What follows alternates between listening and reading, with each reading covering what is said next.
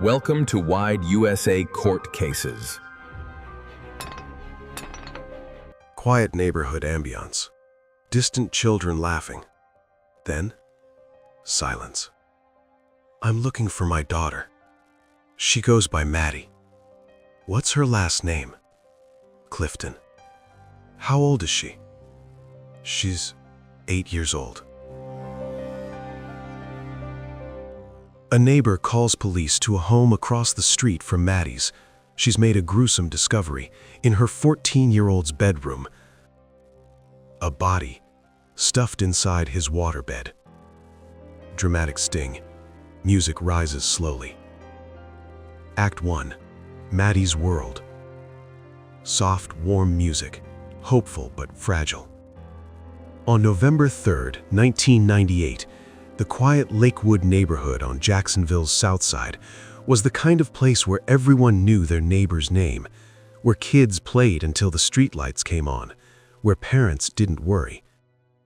And at the very heart of this neighborhood was an 8-year-old girl named Malaya Ray Clifton.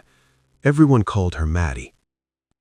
Maddie was bright, vibrant, outgoing in a way that made adults stop and smile. She loved sports, basketball especially. You could almost always find her outside, ball in hand, daring anyone to keep up. But Maddie wasn't just athletic. She had a creative soul. She danced. She played piano, remarkably well for her age. And more than any of that, she had a gift for kindness. If she noticed someone sitting alone, a child no one was including, Maddie would walk right over. She'd make room. She'd make them feel seen. 8 years old, and she already understood something most adults never learn. Act 2. The last afternoon. Music shifts, slightly unsettled, tension building. Calm, building dread. That Tuesday afternoon was like any other. Maddie was outside, playing golf in the street, hitting balls up and down the block while neighbors watched from their porches. She knocked on doors asking if other kids could come out. This was Maddie, always pulling people together. Quiet unease. Around 6:30 in the evening, Sheila called her and her older sister Jessie inside for dinner. Jessie came home alone. She had no idea where Maddie was. None of the other children had seen her either. No clues, no last sighting, nothing. Urgently, Sheila called 911, and within hours, an entire community mobilized. Act 3. The search. Music, heavier, ominous, night falling. Steady, but emotionally weighted. Neighbors poured into the streets with flashlights. The temperature dropped as darkness fell, but no one stopped looking. Full of ache, one neighbor described Maddie as everyone's daughter, everyone's sister, everyone's friend. Urgently, escalating, cars were stopped. National Guard troops scoured sewers and wooded areas. The FBI became involved. A $100,000 reward was offered. Houses were searched thoroughly. And yet, no sign of Maddie. 4 seconds. Hesitant, not wanting to say the next part. Attention eventually turned to a neighbor 5 doors down, a 14-year-old boy named Joshua Phillips. He lived directly across the street. Carefully, Joshua had played with Maddie often. He was quiet, kept to himself, did well in school. There was a minor past incident, but nothing that raised serious alarm. Still, as days passed and hope began to fade, police started considering a possibility no one wanted to speak out loud. Foul play. Act 5. The discovery. Music drops to near silence, just a low, haunting hum. Slow, deliberate, every word chosen with care. A week after Maddie disappeared, a neighbor made a discovery that would shatter everything. Quietly, suffocating. Missy Phillips, Joshua's mother, was cleaning her teenage son's bedroom. There had been a smell for days. She had assumed it was clutter, teenage mess.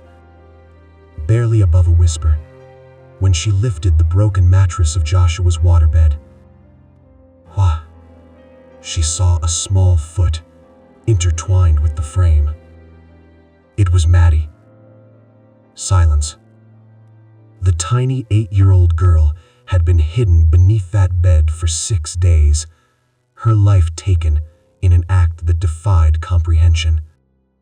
Act 6. The crime. Music, darker, heavier, deliberate. Grave, controlled, factual, but pained. Police arrived quickly and secured the scene.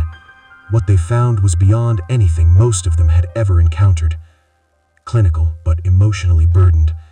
Maddie had been beaten with a baseball bat, stabbed multiple times, in the throat and in the chest. Her shorts and underwear were found near her body. Thankfully, there were no signs of sexual assault.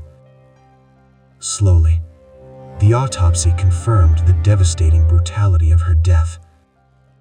Low. Crime scene investigator David Chase, a veteran of the Jacksonville Sheriff's Office, described it as one of the worst scenes he had ever witnessed in his career. Quietly, with weight. When someone who has seen everything calls something the worst they've ever seen, you know the darkness in that room was incomprehensible. Act 7. The aftermath. Music lifts slightly. Grief, but also community and love. Emotional, tender. As news of the discovery broke, boxes of flowers arrived at Maddie's home. Food, posters, candles. Neighbors who had searched through the cold and the dark now gathered in a different kind of silence. With sorrow, the transformation from a missing child case to a confirmed murder sent shockwaves through Jacksonville. Parents questioned whether they had missed something. Neighbors grappled with the realization that the unthinkable had happened 5 doors down. Quietly powerful. And the questions that followed weren't just about Joshua. They were about all of us. About how well we really know the people around us. About what darkness can exist behind the most ordinary front doors. Resentencing and remorse. Music, reflective. Not forgiving, but thoughtful. Steady, contemplative. In 2012, the Supreme Court ruled that mandatory life sentences for juveniles were unconstitutional. Joshua Phillips was resentenced in 2017. Carefully, honest, not sympathetic. At the hearing, Joshua spoke directly to Maddie's family. He expressed remorse. He acknowledged the pain he had caused. He described years of guilt, despair, and what he called personal growth behind bars. With quiet firmness, Maddie's family listened, and then they spoke.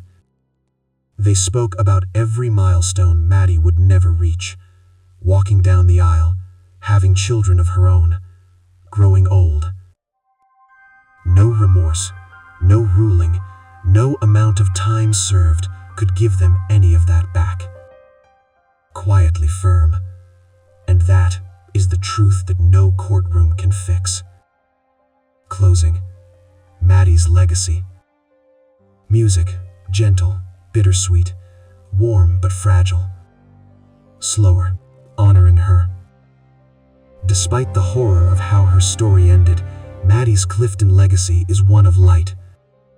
Warmly, friends and neighbors still speak of her, a girl who noticed the lonely, who knocked on doors, who made room for everyone.